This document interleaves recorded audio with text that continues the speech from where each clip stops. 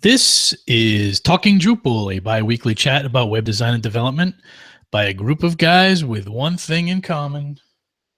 We love Drupal. Record this live on Wednesday afternoons in a Google Hangout. Visit us at talkingdrupal.com. This is episode 128, Wednesday, September 28th, 2016. Login security. Hey, gentlemen. Good afternoon. How are you guys doing? Had to find the unmute button there. Yeah, I noticed that. I saw your mouth moving. I was like, Joining us with his mouth moving like a puppet is John Picozzi from Oomph. I feel like one of those old Godzilla movies where everybody's mouth moves and then they start saying something. Exactly. That might be more lag than a mute button issue, though. And still muted on the line, I see Nick Laughlin from Enlightened Development. Hey, Nick. Good afternoon. It's going to be some loud noises from my end, so I'll try to mute that when that's happening. But I'm certainly looking forward to this talk this week. I think it's an important one and something that sometimes people don't spend enough attention to. Yeah, so why don't we get right into it? Today we're going to talk about login security. What do we mean by login security particularly? So when you have, let me back up a little bit here. When you have a site, certain clients have certain requirements for logins. So login usernames, login passwords, and different sorts of kind of mitigations to prevent attacks on your login form. So when we're talking about login security today, we're talking about password strength, flood control. We're going to actually touch on dual factor authentication. We're talking about all those tools that you can use to make your login experience stronger, basically. Stronger from a security side. How about stronger from a user experience side?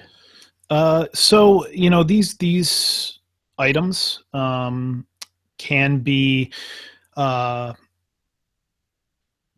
don't want to say stumbling blocks, but they can be additional steps that users have to go through. And sometimes there are ways to kind of make these necessary steps enjoyable or easier for the users to complete.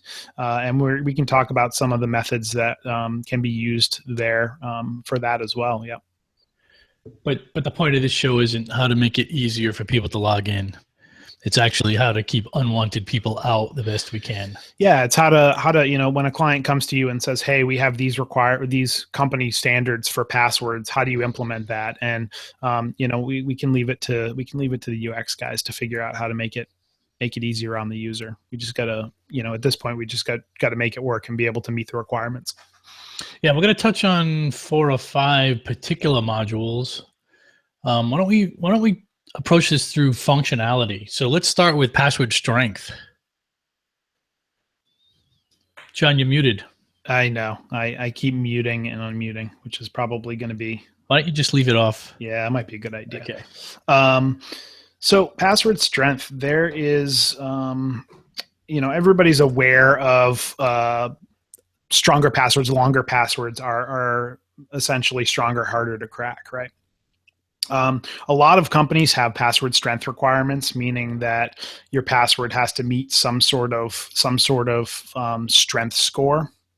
And natively, Drupal does an all right job of kind of telling you if your password's strong or not.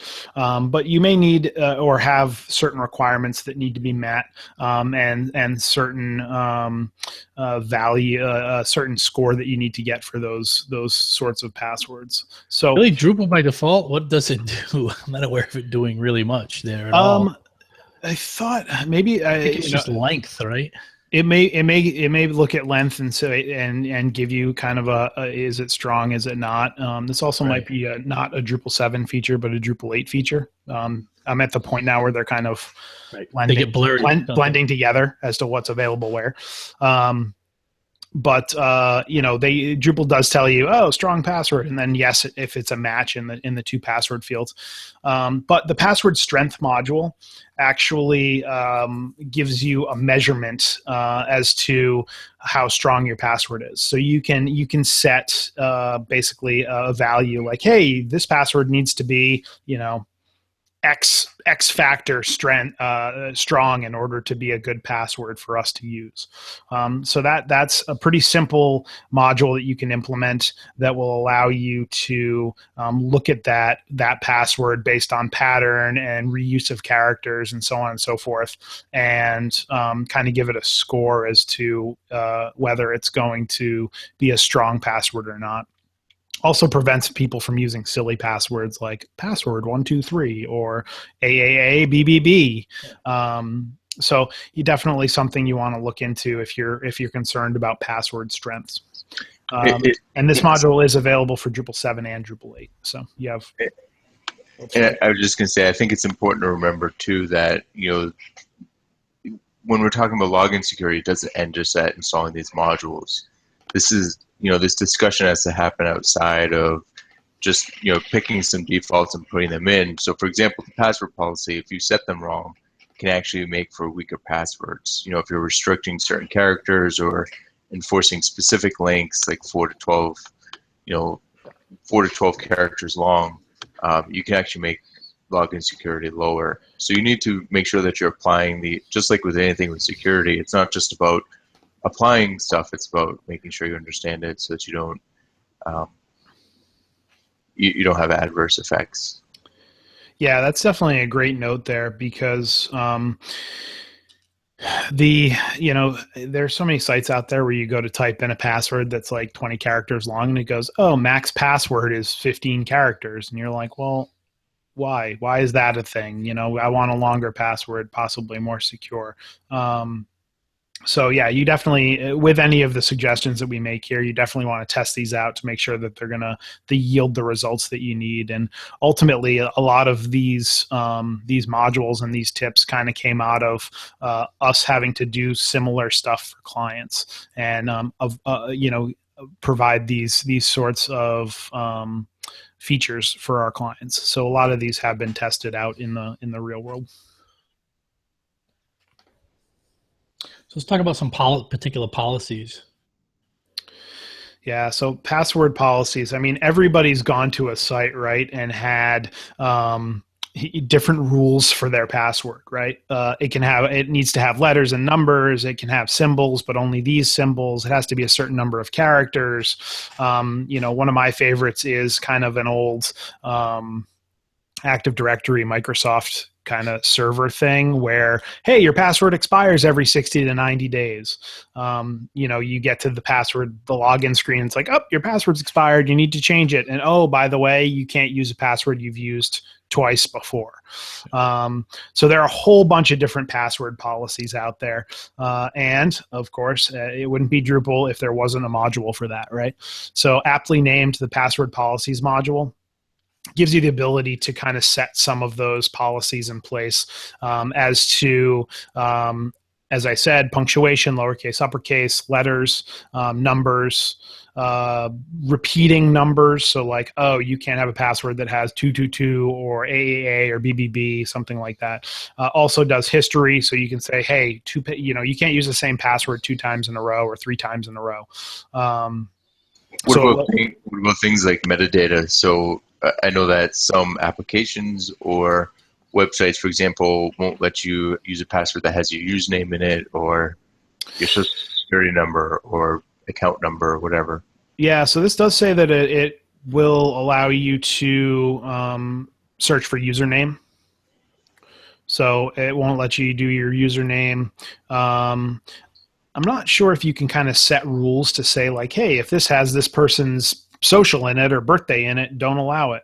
That would have to be something that you'd have to kind of dig into, I think, into the module, install it, play around with it. Just looking at the module page here, it does say username, punctuation, that sort of thing. So you might be able to set it up to not use, pertinent information. Very cool. Yeah, it's been a pretty useful module. We're actually using it, so it's got a D8 version and a D7 version, and we've applied some patches to it to overcome some issues that we're having. But it actually works really well and does exactly what we need it to do.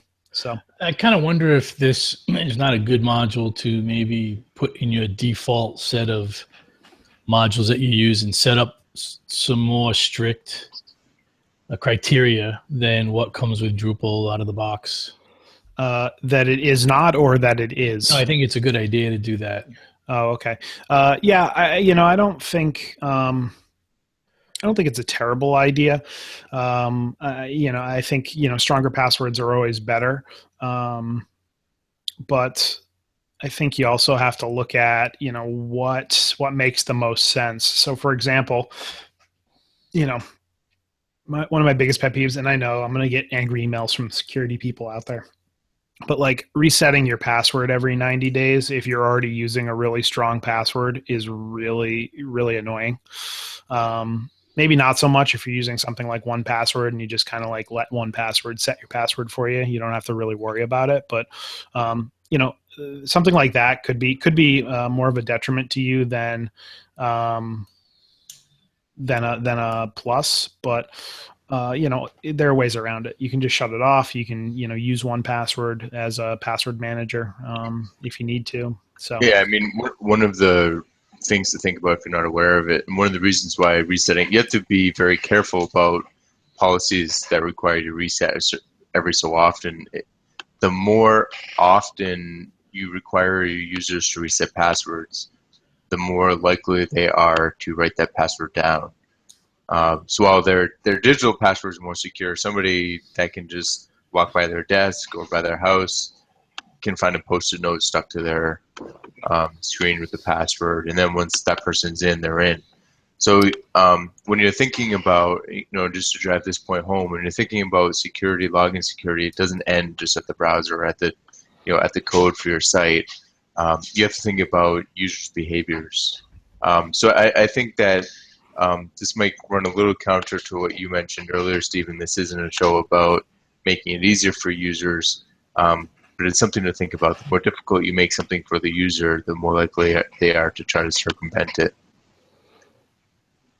Yeah, I agree with that. I think of audience specifics. All right, like you build a website. I think of my father-in-law and his Apple password. Right, every time we go to log into his Apple account, we basically have to reset his password because he doesn't remember. He can't remember the one that he set prior, and it's probably the best secured way you could do it, right? Well, right, yeah. So if he can't remember his password, no one else is going to guess it. That approach is great, but ultimately, then you start setting passwords that are either just really easy for you to remember, or you as Nick said, you start writing them down, which is by far the worst approach. It's kind of where 1Password or a password manager kind of comes into play and can kind of save you quite a bit of hassle.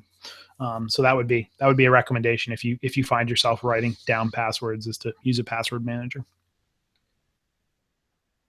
This is slightly off topic, but how do you guys feel about people coming up with password schemes? I know there's a lot of people that use things like, let me take the name of the website and then add some characters and digits to the end of it that are my own. I think that's a great... So I have a different password everywhere, but yet I'm using the same methodology to generate it. I think that's a great idea, and it's actually from what I've heard, it's a recommended approach to creating passwords. Come up with an algorithm, you could call it, in your head of what you think your password should be, and then apply that everywhere. the other thing that's really popular is using a phrase. So, using a phrase, and maybe that phrase actually includes the site name or an acronym for the site to create that password. But I think that approach is definitely worthwhile. I know previous companies that I've worked at, we've actually taken that approach with like client Drupal logins. So that way we would be able to have different passwords for each site and know what they were based on the algorithm that everybody learned. Yeah, so I think there's advantages and disadvantages. I mean, for the algorithm approach, the disadvantage is in your case, when employees move on, they know what the algorithm is and they can still log into clients. It's really difficult to get people to remember. And if you're changing that algorithm, then you just have difficulty remembering which algorithm again, which is, you're back to square one. An approach that I use is, for my personal passwords, I have a phrase that's fairly long that I prepend every password. So I type that in and then I create a shorter phrase specific to a website. And I have a general way of figuring out how I'm going to apply that. And it's useful because sometimes, I'll go to a website that I haven't been to in a couple of years and have to log in, and I just look at it and say, okay, well, what would the password be if I did this, and then try How's that different than the algorithm? It's not, right? You're just describing a different way to create an algorithm for yourself, right? Yes and no. I mean, one thing is it's not shared. Like, nobody in the world except for me knows what that is. So it's a personal one. For business use cases, I would use something like LastPass or OnePass, where you can, for example, LastPass has a share feature where people don't have the ability to view the password. So you can share it with people that need to be able to access stuff, and then you can revoke that later or change it, and they can never access that. So there's ways to securely share passwords that don't require people knowing them. So John, getting back to the password policies, what would you consider as like a sort of a minimum setup of that configuration that you think is reasonable, for a general website for people to do outside of the basic Drupal configuration? So just to make sure I understand the question, are you saying what modules would I say are absolutely how would you minimum? configure the policies? I see. We've been talking about the password policy module. So what policies would you implement? Right. Okay. I see what you're saying. So, I think the basic stuff, is make sure it has a number, make sure it has a letter, make sure it has uppercase and lowercase, make sure it has a symbol in it. I think those things are pretty common almost everywhere.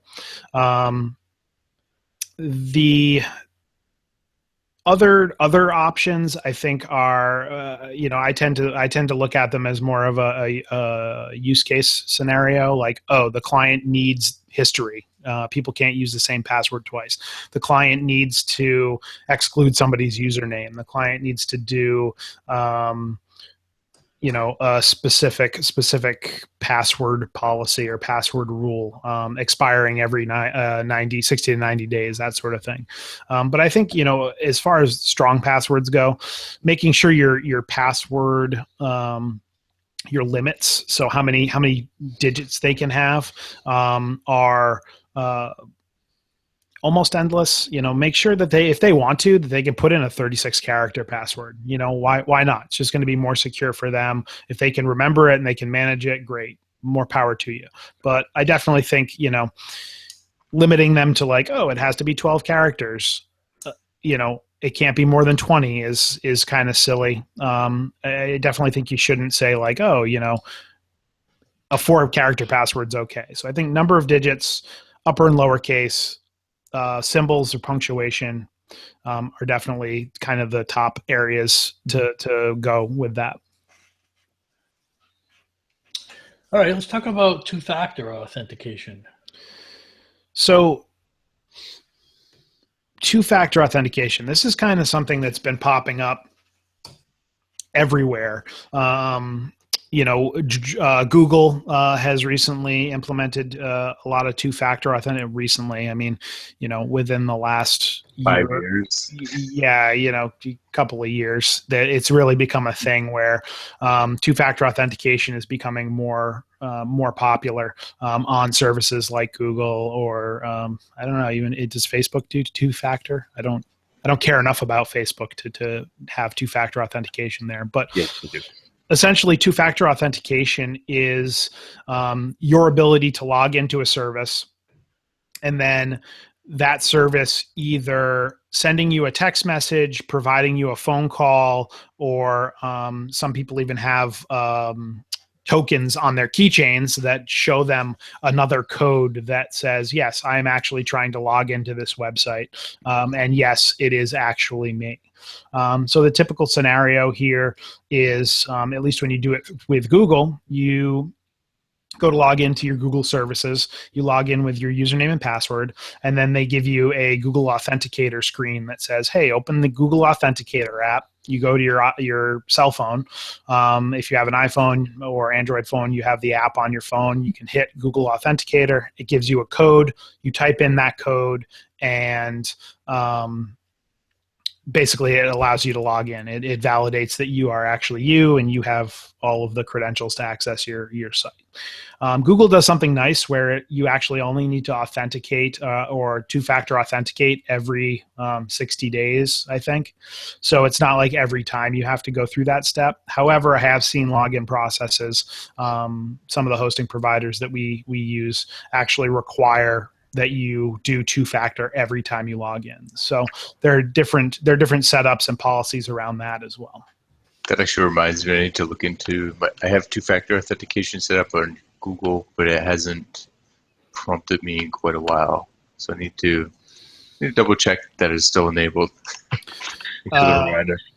There's that. It's also browser-based, cookie-based too, I think, a little bit. So like if you don't close your browser, like I never close my browser, I always have it open. It won't go through the authentication process again until that cookie is cleared. So, the next time I shut down my computer and I go to start it back up again, then it's going to say, hey, you need to re-authenticate. So that might also be a reason why you haven't gotten it in a while. So has anyone ever used YubiKey from Yubico? No. I've never heard of that, but that's fun to say. YubiKey from Yubico. Yeah, sounds so exotic. YubiKey is one of those. It's a USB little thing. It's like a USB connector. Okay. And it comes with like it's like what do they call those devices? It gives you like a one-time password kind of thing. Yeah. So it's like a key or a key fob for your the key generation. So quite a long time ago, I can't remember what project it was, and I'm just looking now that they do have a Drupal module. They're real inexpensive to use too, but it's a great way to do the something and something you physically have in your hand. You basically drop that little device thing into the USB port, and that verifies that you are who you are as part of that authentication. So the key behind two-factor authentication is that usually to log in it's just who you are and what you know. So it's who you are and your password. Right. Two-factor means it's who you are, what you know, and what you have. So you physically have to have a device. So, and we've mentioned it's a text message or a key, but it can also be something like it could be email. Like Steam has two-factor authentication. So if you try to log into a Steam account, you get an email with code, and you have to plug that in. So it's access to another account, for example. Yeah, I think bringing it back to Drupal, there are a couple of different ways that you can two-factor authenticate within Drupal. Google Authenticator, I believe, is free. I could be wrong about that, but I'm pretty sure it's a free service from Google.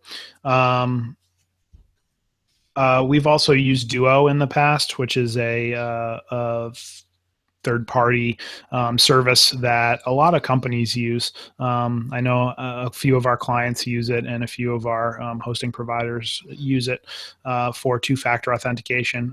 Both of those give you a nice iPhone. Well, I'm an iPhone user, so I have an iPhone app for both of those services that allows me to just pull up the key as long as I have my phone. And then as far as integrating that into Drupal, they both have Drupal modules available that you can kind of integrate right into the login process within Drupal. So those are pretty easy ways to go. I'm assuming the one that's Steven. So the way the app works is you go to log in, and then does it push something to your phone, or do you just open up the app and you basically have a one-time sort of password that lasts 30 seconds or something? Yeah, with both of those apps, you Duo can actually be set up both ways, where you can get a push notification if you want, or a text message.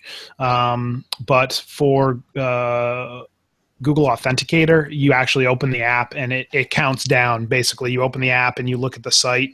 You look at the key for that site, and you have a certain amount of time to put it in before it changes. The Duo app does the same thing if you choose to set it up that way. So you can actually just open your phone and have your key right there for you. Both of those approaches require your website to have a real-time connection to those services in the back end. I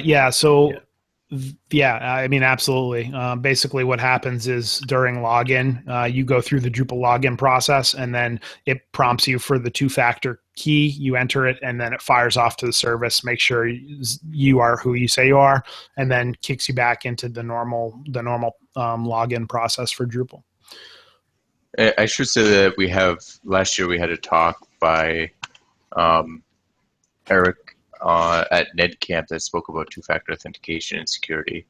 I believe his slides are up there as well, so it's probably worth taking a look at if you're interested in two-factor.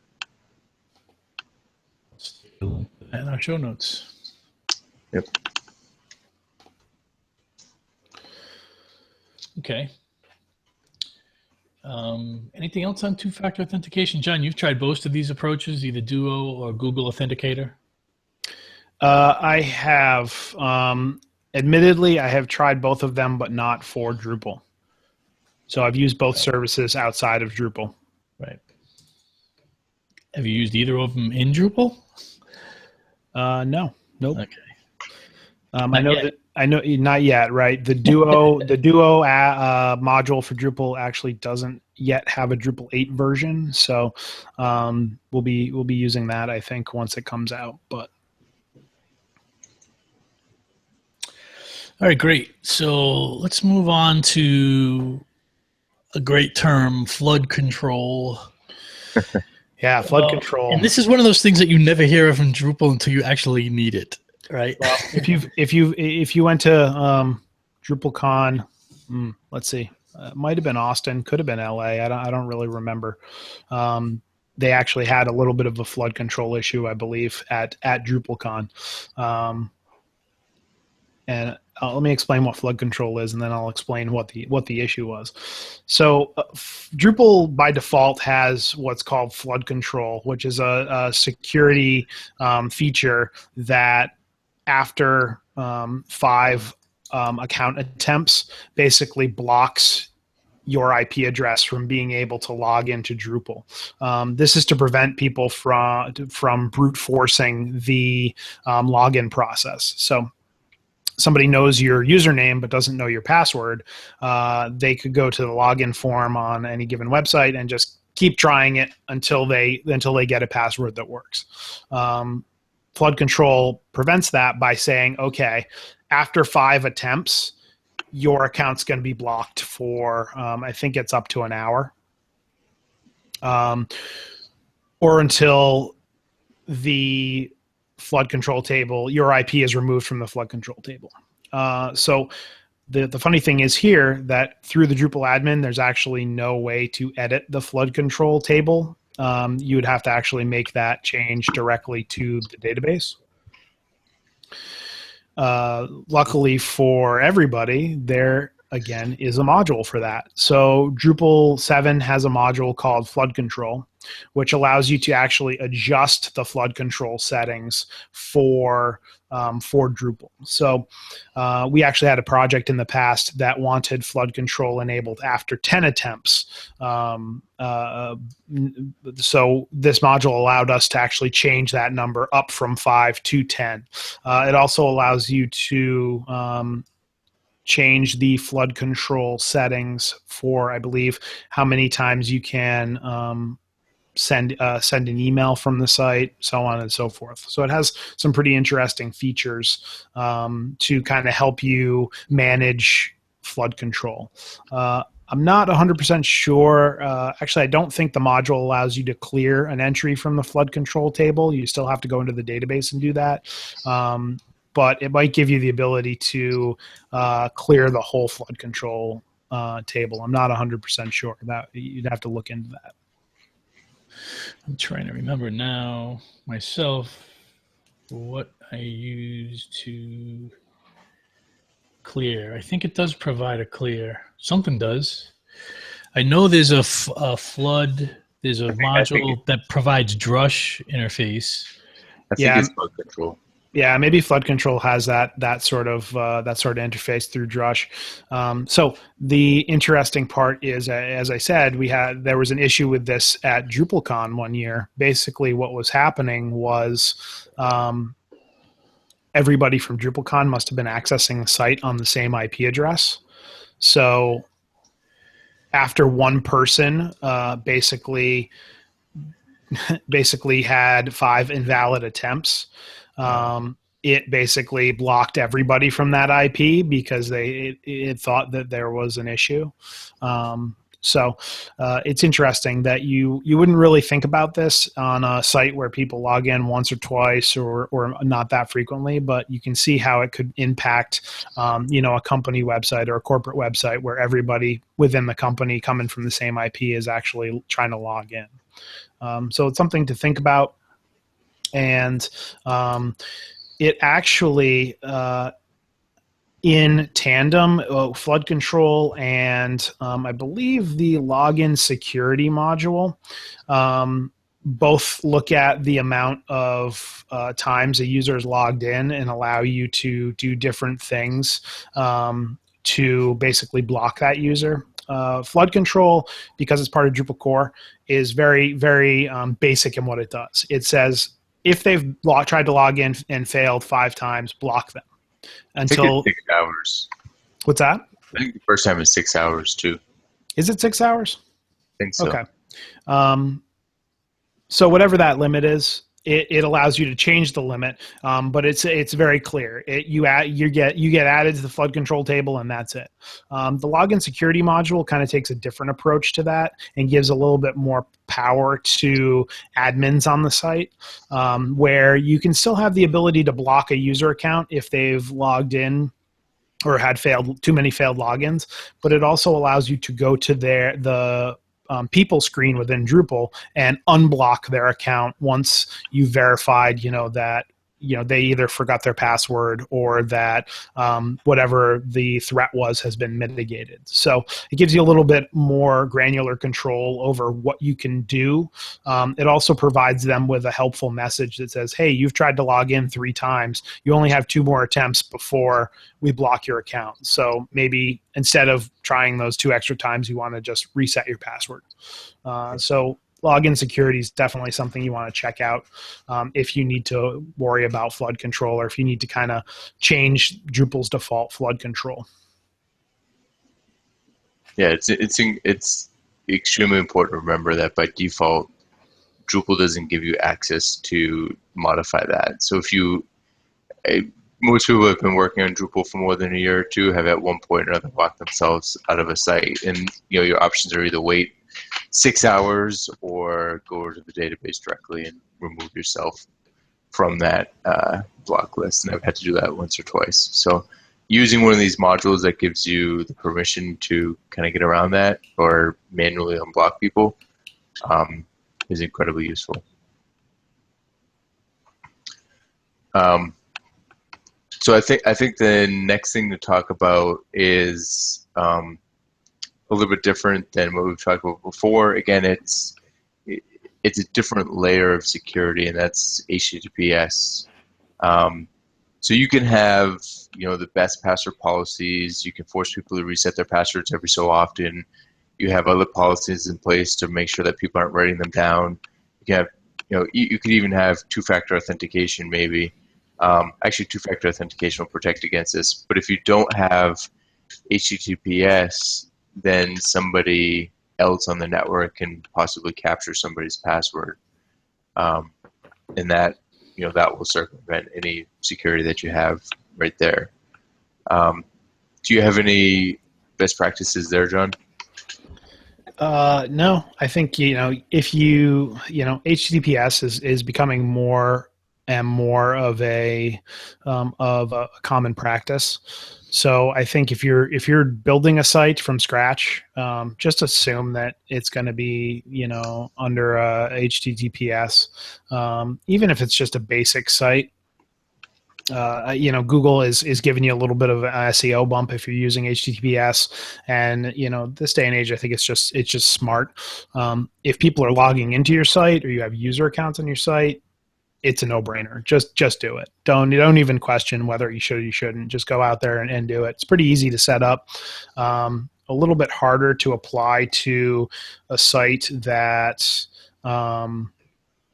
is already existing, if depending on how that was set up, but you can work around all of those things. So you have the ability to do that, and I think that makes the most sense.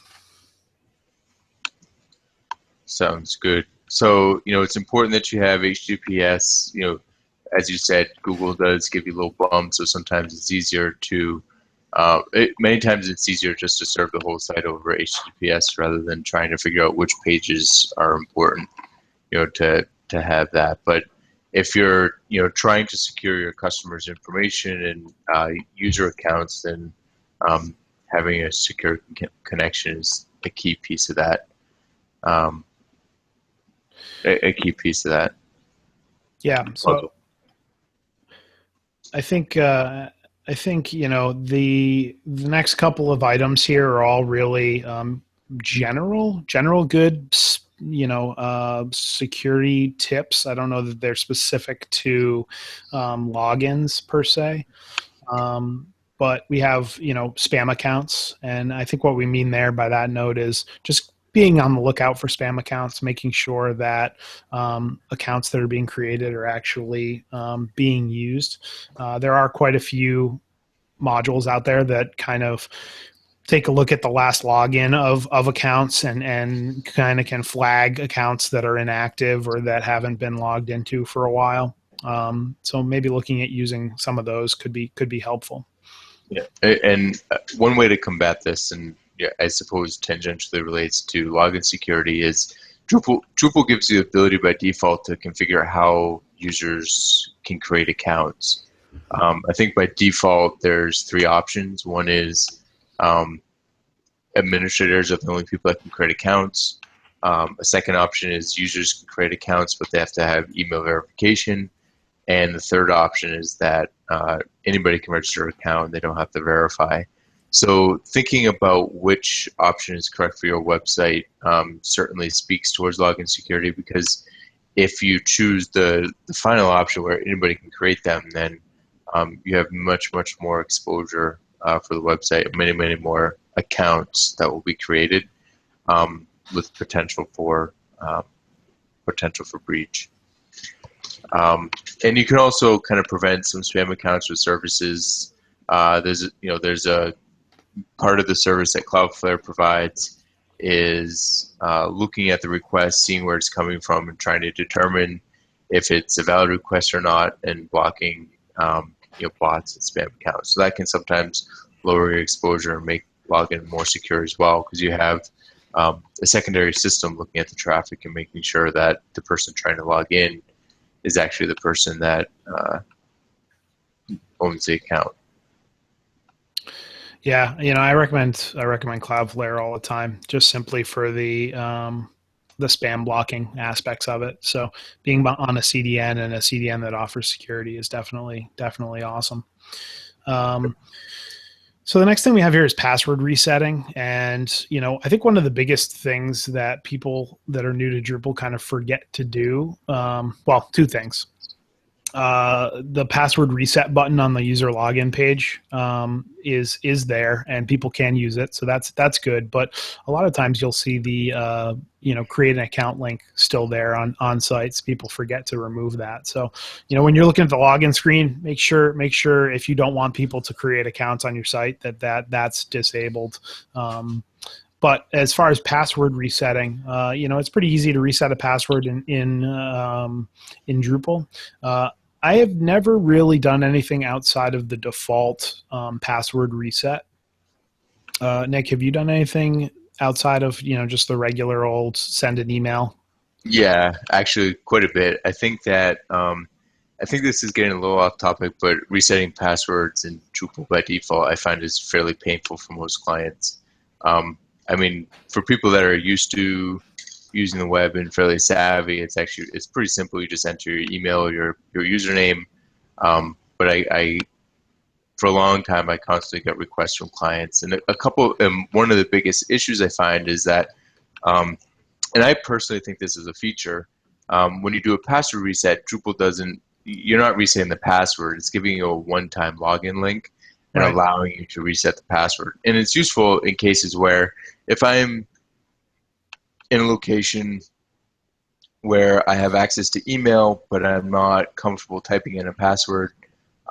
Say I'm at an airport, so I'm on Wi-Fi, I'm already connected to my email, so I don't have to type in that password, and I need to log into a client's website. I don't want to type in the password because I don't control that Wi-Fi. I don't know who might be snooping on it. I can do a password reset, get an email, click on the link, be logged into that user, logged into that account, and do what I need to do with no passwords being entered. It's kind of a poor man's way of setting up two-factor authentication. So it doesn't hit all the points there, but it gives you a secure way to get in without entering a password. One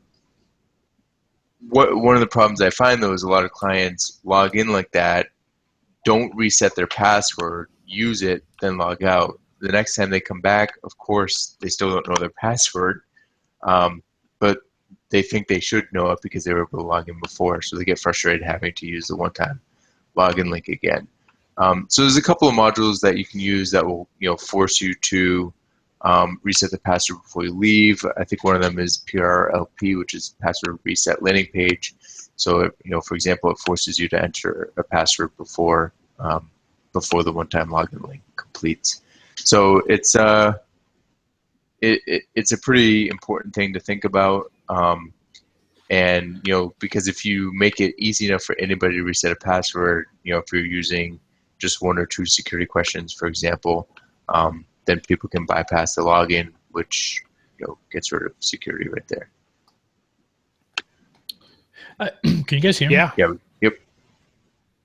So I agree with what you're saying, Nick. I think I use that on most sites now. And I think there's a different module I use. I can't actually get into my browser at this moment, but having the user when they do it, when you call it reset password and they get a one-time password link, I agree, it's extremely confusing for the average user. So forcing them to reset their password is a great practice. Yeah. Because they've asked to do so. So I think it's a good way to go. And just to clarify, are you guys using? I'm assuming you're using security questions to kind of step through and verify that they are actually the user to reset the password. I actually typically don't set that up. I've set that up on a couple sites, but typically it just sends an email to the owner of the account. So it's the same process there. The difference is that instead of going to the user page, it goes to a page that basically doesn't let them leave until they reset the password. So I guess I'm confused as to if I'm a user and I come to the site and I click the reset password link, it's going to take me to a page that's going to allow me to reset my password for my account. Mm-hmm. Where's the security to prevent anybody from doing that? Like I said, it sends you an email. Yeah, it sends you an email, so you have to have access to that account. So if you're not logged into a Drupal site and you say forgot password, it takes you type in your email address, it sends that one-time access to that email address if it's on I file. see. So you're still sending the one-time login link. You're just taking them to a simplified page that says, "Hey, enter your password here," as opposed to taking them to the user page and having them go through that. Where they can just navigate away from it. Right. Right. I got you. By default, it takes them to their account page where they can navigate away from it, and they're logged in already, so they don't have to change anything. Right. Okay. So that makes a lot more sense. I guess I missed that portion of it. So as we're getting closer to wrapping up here, is there anything that drives you crazy as a user when dealing with websites or applications and thinking about your own security, besides things like Yahoo's, which reminds me, I need to change my Yahoo password. I still have an account there. I'll be doing that right after the show, although it's a single-use password, so it's not a huge problem. But what kinds of things are, I guess, pet peeves as users when looking at other applications? So I think on the whole, password standards and them being different from site to site. There are a couple of sites out there that I use pretty regularly. And one of which has the ability for me to enter a really secure password. The other site does not, because it only allows numbers and letters and doesn't allow me to use symbols. It also limits me to the number of characters, as I said before. It says, oh, you have to use 12 to 18 characters as opposed to 12 to whatever characters. I think those are my two biggest pet peeves. Is like if somebody's have your methodology behind your password policies be that a user can really enter as whatever they want as long as it meets this minimum requirement. So enter a minimum, don't force them into a maximum. There shouldn't be any reason for that I can see. I agree, and I think the level of pet peeve for me kind of goes to the roof for some, because it's one thing for a site or a blog to try and leave a comment on to say, hey, you have to have between 8 and 12 characters, but there are some very, very large financial institutions that require your password to be 8 to 10 characters long with absolutely no special characters or numbers. And these are giant financial institutions where you're storing sensitive and important information. So I think for me, when I see organizations like that, I just avoid them. I can't trust my information with them, because if they don't treat the password security serious whatsoever in 2016, then they're not taking care of your information in the back end either. One of the things that I don't like, and I know it's for ease of the user experience, is when someone creates an account and all it requires you to, when you create an account, is put your email address and your password in. They don't verify either of them because they're trying to create a very minimum barrier for you to create an account with them. Yeah. And so it's just give us your email address and give us a password and you're in. No verification that you typed anything right, and you could have typed something wrong. You're not even a password again kind of thing. And I think those things that bugs me when I see that. I get why they do it, but I do think it causes trouble later for people. Yeah, that's a great point. I mean, you should definitely have users, if they're setting up an account, enter their password twice. I understand why they do it, though. I think it's more than convenience, though. I think a lot of it is. I read an article, I think about 5 months ago, talking about an app, a company that was developing an app, and they decided to go that route, and they saw an increase in users of about something like 40 or 45%. They had a couple of celebrations after that, patting themselves on the back, and then they found out something like 98% of that increase was people mistyping something and just creating new accounts again because they realized it, and bots. So while their user base increased by about 60% or something overall, their actual user base was almost impossible to figure out because people would just come in and create a new account every single time. They didn't even really realize that they had an account. Sounds like an episode of Silicon Valley. I'm going to have to watch that show. A couple people have recommended it now. So,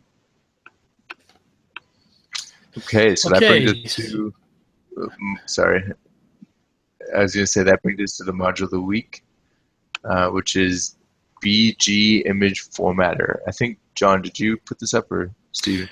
Yeah, this is from me. So BG image formatter. This actually is a module that came out of this month's Drupal PVD, Drupal Meetup.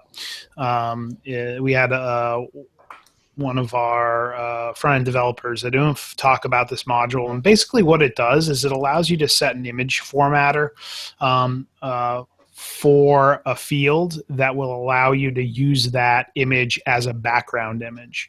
So a lot of times in Drupal, if you have an image field and you're allowing a user to upload, say, a banner image, right? Sometimes you want to float stuff over that. You need to use that image as a background, right?